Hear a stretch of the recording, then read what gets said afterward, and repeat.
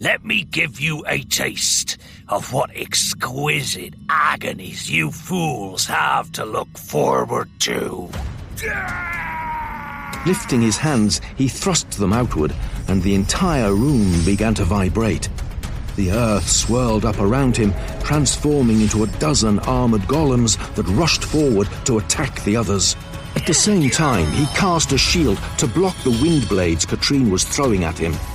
John snapped, and a dozen fireballs spawned above his head.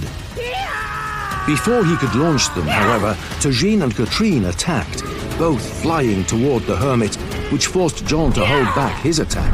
Razor-sharp winds raged around Katrine as she flew through the air, the mana surrounding her, transforming into a deadly storm. Tajin, on the other hand, appeared to be accompanied by savage horsemen of the plains, their weapons glimmering like starlight. Not to be outdone, the hermit responded by summoning his own domain. As it came into being, John couldn't help but stare. The golden light spilling from the doorway behind the hermit rose and soon transformed into a magnificent dragon whose scales shimmered like liquid gold. The three sages clashed, their domains fighting against each other. While Katrine and Tajin were trying to keep from clashing, they poured all of their power out on the hermit, but the golden mana that made up his dragon was simply too strong.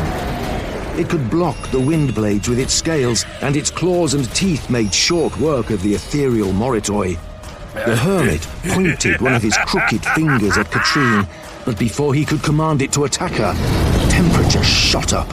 Wrapping around the hermit, it pulled back, barely dodging the fireball that had just floated over. Go back where you come from and tell your masters that if you ever step foot in this world, I will burn all of you to ash. The dragon's eye seemed to narrow.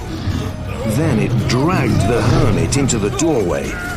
As soon as he was immersed in the thick mana coming out of the doorway, the hermit's face warped in pain.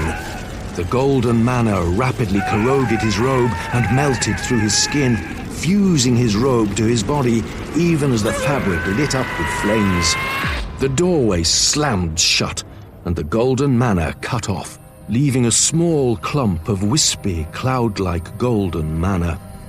The twists that made up the doorway dimmed, and the mana drained out of it, trace amounts diffusing into the air. In terrified shock, Tajin stared at Katrine, who was looking like she was going to be sick, and John, who was so expressionless it was frightening. That did not go as well as expected. Unfortunately for her, John was in even less of a mood than normal to play around. He had no idea what they had just faced, but he did know that they were dangerous and intelligent enough to try to infiltrate this world. We need to understand where the hermit went.